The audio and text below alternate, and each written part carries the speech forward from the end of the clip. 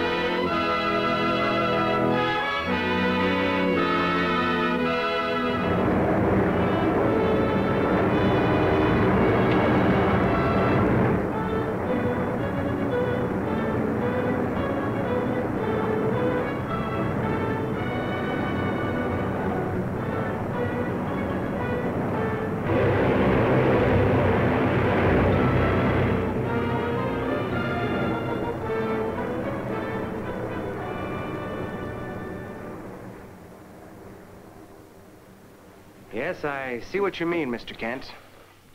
Air power. It's bigger than most people realize. That's why I'm sending you out to get all the facts about it. Complete story on aviation, past, present, and future. It's a subject that everybody's interested in. Some new angle, some new improvement or advance is cropping up all the time. And yet, there's no one place where you can get the whole story. And that story should be told. Told now, today. Like a lot of other people, I once thought I knew what aviation meant. Back when I flew one of these in the First World War, a French Spad. The first high-speed fighter plane, famous by Captain Eddie Rickenbacker, World War I's ace of aces and today's dean of aviation. But that was more than 30 years ago. Much has happened fast in aviation since then.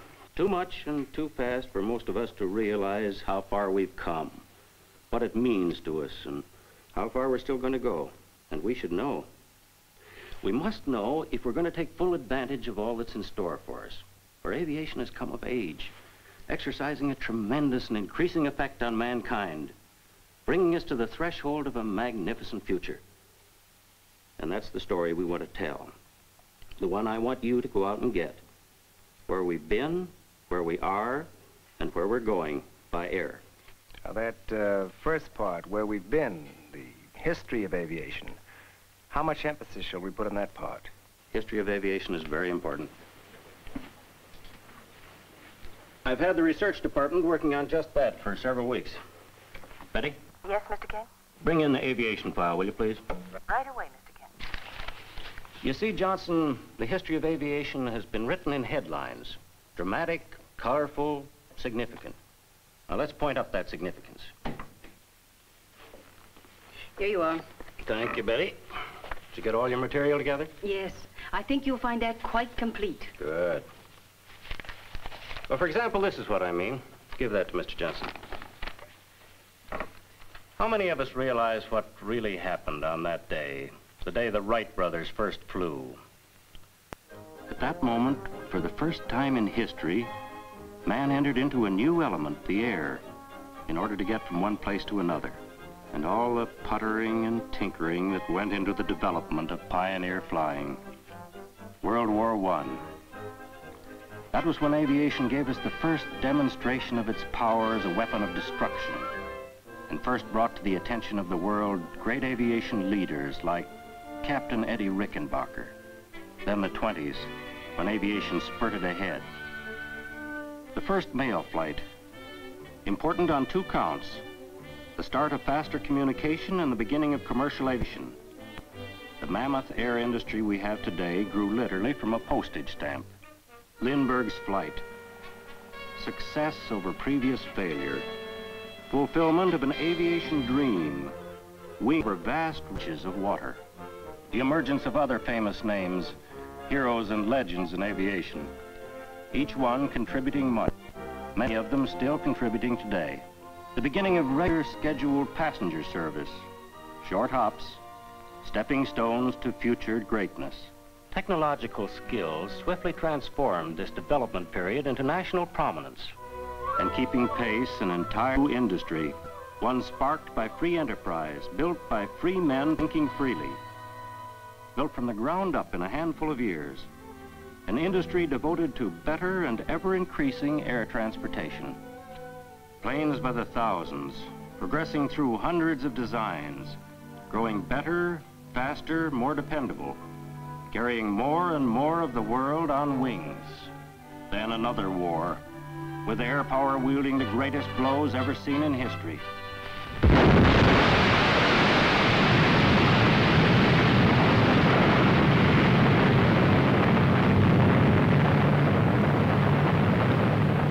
Decisive blows for victory that beat entire nations to their knees, and decisive blows for peace that shortened those years of conflict by speeding transfer of men and materials, and by hastening global command decisions. For without air transport, leaders and nations never could have conferred together with such speed and effectiveness.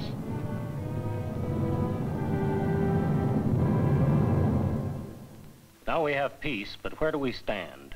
What's going on in this age of air? That's the story I want. Where we are now and where we're going. Get the idea?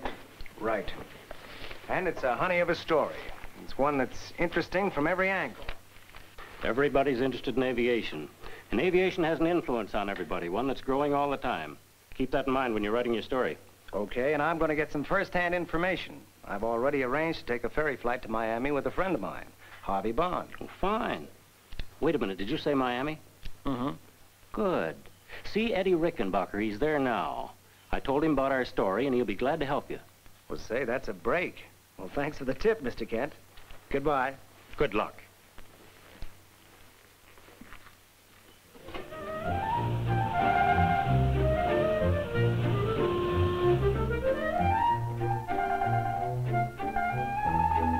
Jim. Hello, Harvey. How are you? Fine. Been waiting long? No. How long do you suppose it's going to take you to write this story, Jim? Well, that depends upon how much information I can get from you and Captain Rickenbacker. And incidentally, Harvey, I appreciate you letting me in on this ferry flight. Glad to have you along. You'll probably pick up some information on this flight you can use in your story. Well, I hope so. There she is. We're certainly going first class. For my money, Jim, you're looking at the greatest ship in the world right there. I've flown just about all of them, and believe me, the answer to a pilot's dream is this new type Constellation. It's tops. Well, you're sold on it. Now sell me. I'm going to let your first ride sell you.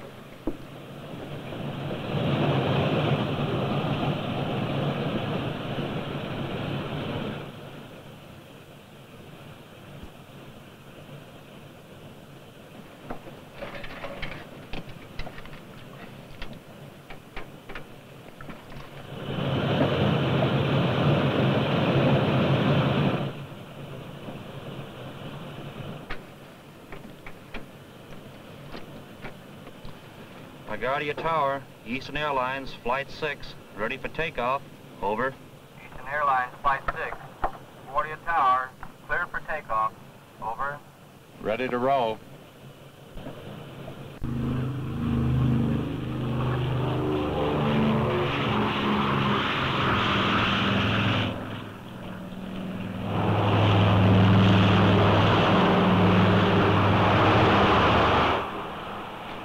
Up gear. Up gear.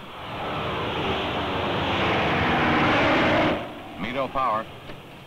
METO power. Up flaps. Climb power. Climb power.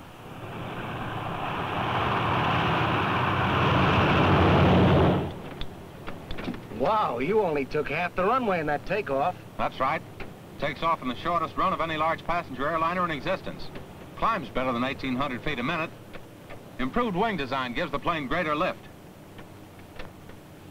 Take over, Charlie. Right. Let's go aft.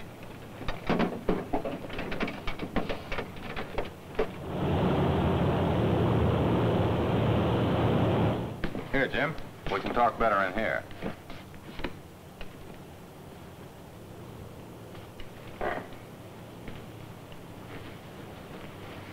Yeah, go ahead, Harvey. What were you saying about a new wing design? Well, this new wing design permits shorter and easier takeoffs, more dependability in flight, and easier handling.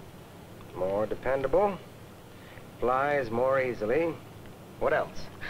What else? There's a lot more. I'll tell you what, Jim, let's start at the beginning. In the first place, you should know how well this plane is built. All the skill, ability, and experience at the command of the great Lockheed organization went into it. And a lot of research, testing, and proving. Years of it. Millions of dollars worth. Each individual part had to prove itself under conditions far beyond what they'll ever have to face in actual operation. Each system. So did the completed plane. The result is proven performance in billions of miles flown. Tried and proven performance. In addition to being rugged, this plane is powered right. That's important because power, continuous smooth power, an ample reserve of power, determines the dependability of the plane. And power plus, dependability plus, is what we've got in the new type Constellation. 4 18-cylinder engines, each one as powerful as a railroad locomotive. These great Wright Cyclone engines with more than 100 records to their credit power the new type Constellation. 4 such mighty engines with a total of 10,000 horsepower. Now near the end of her carefully guided journey from a dream to reality, the plane gets her final touches. Proud colors for a proud ship. Fittings and appointments worthy of a queen of the air.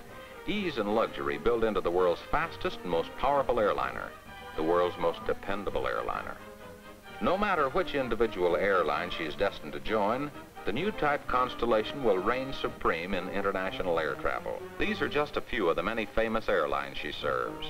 Trans World, Pan American, American Overseas, BOAC, KLM, Air France. She's worthy in every respect of the title which has been given her, Queen of the Atlantic, in recognition of her daily transocean service, her thousands of crossings and the non-stop transatlantic service which only she provides. Before she travels anyplace, though, the plane has one final test to pass, the Airplane Flight and Acceptance Test. And it's here you'll see just what a terrific combination this merger of plane and power can be. A terrific combination. Merger of plane and power. Oh, one more thing. Though we still have plenty to do, the captain and pilot have more time for flight in this plane than ever before. The reason for that is a new member of the crew, the flight engineer. By taking responsibility for engine performance, eliminates by 60% the number of instruments the captain and pilot must constantly check. I'm going to demonstrate what I mean by great stability, ease of control, and excellent balance. I'll take over, Charlie. Right. Feather number 1. Feathering number 1.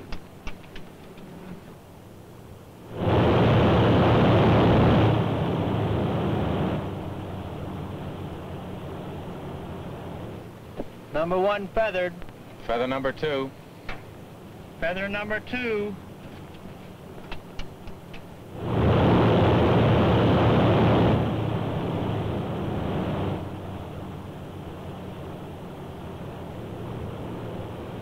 Number 2 feathered.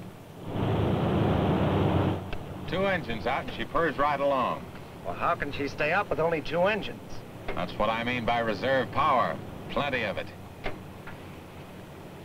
Feather number 3. Feathering number 3. Hey, wait a minute.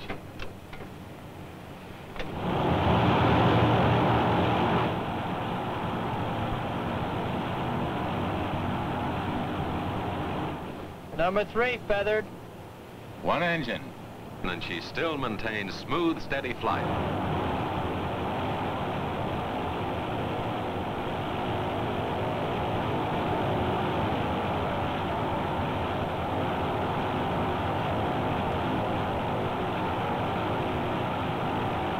That, my friend, is Performance Plus. Performance Plus. Without a doubt, this plane is the world's most dependable airliner. Well, there's Miami.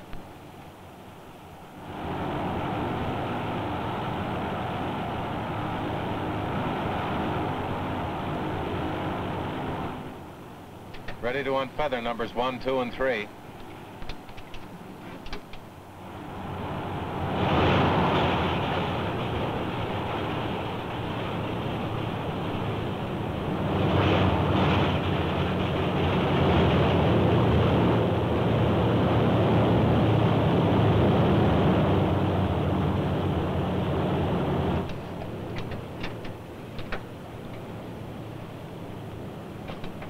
Miami Tower, this is Eastern Airlines Flight 6, 4 miles north of field, 3,000 feet.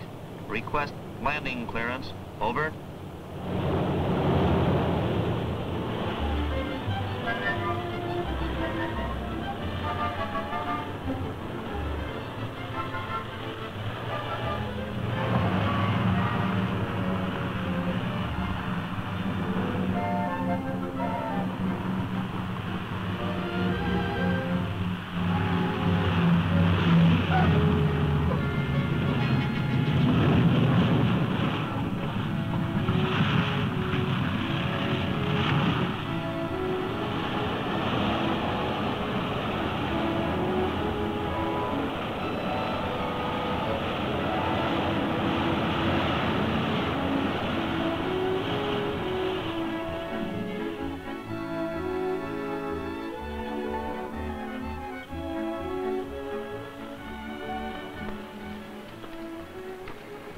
Well, I'm sold. It's a great ship. Yes, and more of the world's leading airlines are flying them today for the benefit of you, the passenger. Makes us sound pretty important. You are. You, the passenger, are the reason for all that Eastern Airlines is and does.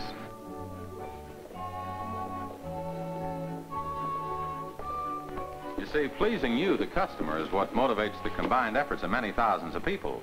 Eastern Airlines' entire staff, working to make sure that you get fast, comfortable, and convenient transportation. For instance, for your convenience, we've made the buying of a ticket as easy as making a phone call. That's all you have to do to book passage to any air terminal in the world. From that moment on, an army of trained specialists takes over. Some of them serve you in our reservation office where your flight really first begins, and others at maintenance bases where the plane you were to board undergoes a rigid and never-ending routine of maintenance, of testing and checking.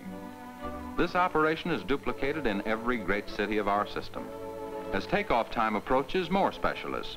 This time, a nationwide staff of weather experts contribute further dependability to your flight. A large airline and government organization works around the clock for your security. Flight time and still more specialized attention to see that you and your flight depart smoothly, efficiently, and on time. Personalized attention from ticket agents, cargo handlers, loading attendants,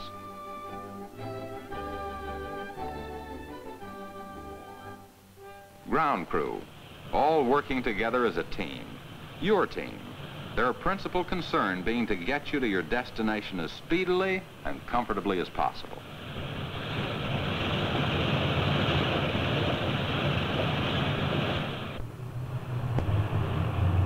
And off you go, airborne, a passenger on the international highway of the sky, in the competent hands of another crew of experts, our flight personnel,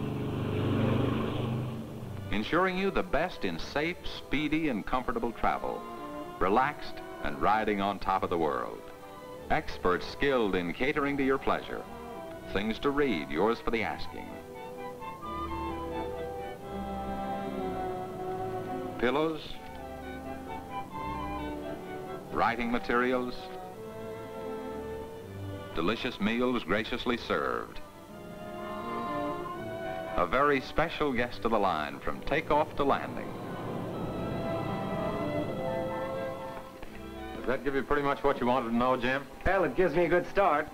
Now all I need is a place to sit down where I can pound it all out in the old typewriter while it's fresh in my mind. Why not use my office? You can have the place to yourself. Oh, thanks, Harvey. Give me the information and furnish the place to work. Just don't ask me to write it, huh? I'll write it. Oh, one more thing.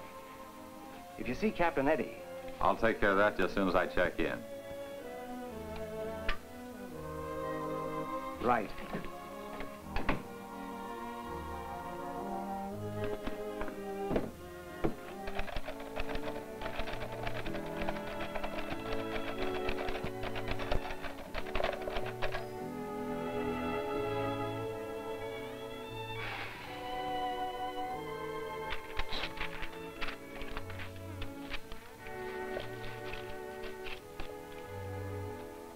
Let's see now. This is a new age, the age of air. One that we are more and more coming to recognize as the most significant in the history of the world. And rightly so. Because nothing has so left its mark on every phase of life and living, major and minor, as this, man's power of flight. With it, we have opened doors to all the industrial areas of the planet, to the world's agricultural areas, and to its pleasure spots, bringing them within hours and minutes of all of us. With it, we have built new concepts of time, there today or home tonight, enabling us...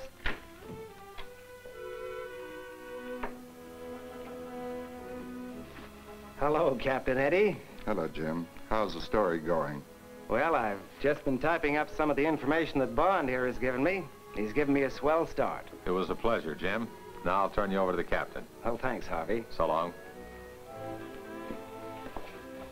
Well, Captain Eddie, I could use some help from you.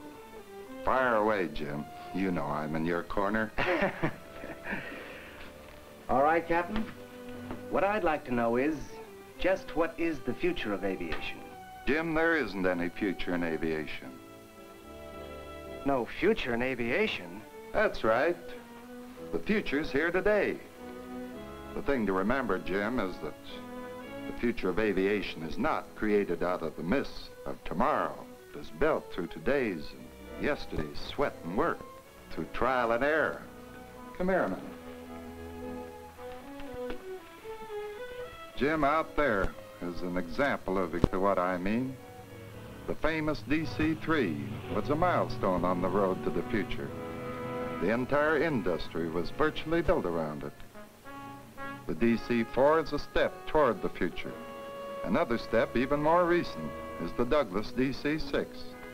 And on top of the pyramid of airline flight is the mighty new type Constellation, the ship that has greater stability, more rugged design and structural strength, and really more dependable than any airliner now in service.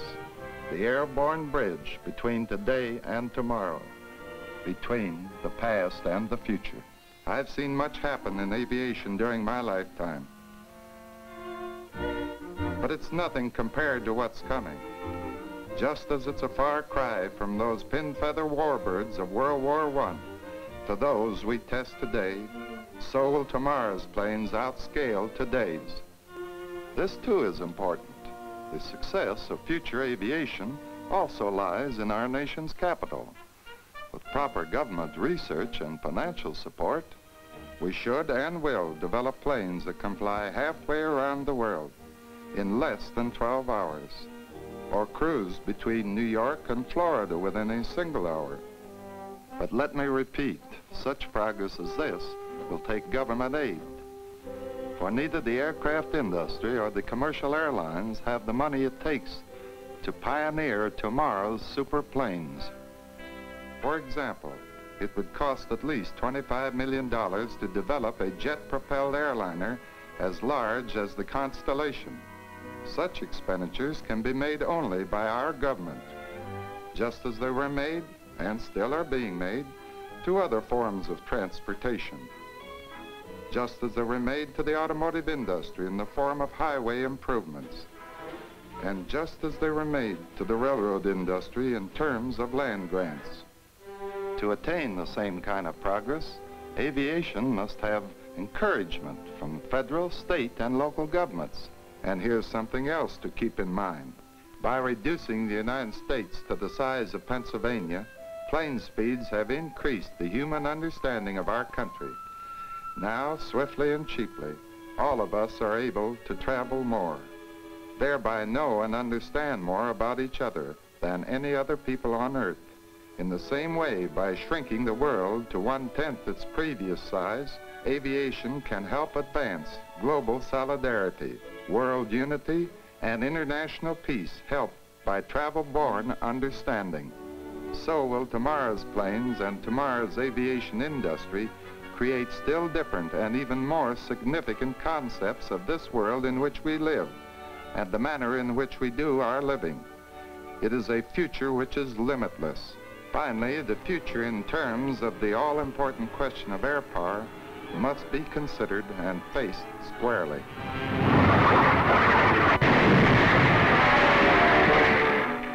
In modern warfare, issues are settled by long-range technological aviation developments. Test pilots are taking the dreams of designers aloft. Sure, there are problems, but brain power will find answers in the future. Today, the price of freedom is eternal vigilance in air power, research, and engineering. Three-dimensional warfare, warfare at super speeds, super altitudes, and super striking impact, is centered on air power. Its core is jet and rocket aircraft, guided missiles, electronic weapons, and atomic weapons, with small but devastating atom bombs forming the line of attack in any future war. America would have a formidable reserve of air power in being by fostering big fleets of large, fast, and far-ranging airliners. And we'd be a nation of ostriches not to realize that other nations in other parts of the globe are doing just that, and right now. As to the chances of our survival in case of another war, the mathematics of survival are as simple as they are uncompromising.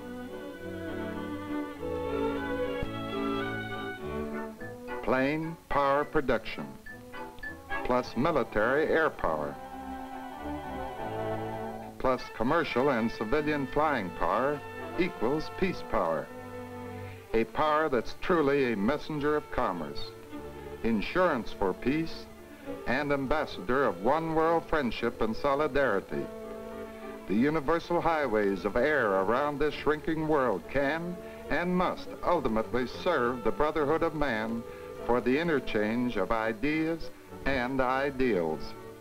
To say this cannot be done, my answer is the very existence of aviation is proof that man, when he has the will to do, has always been able to accomplish the things that can't be done.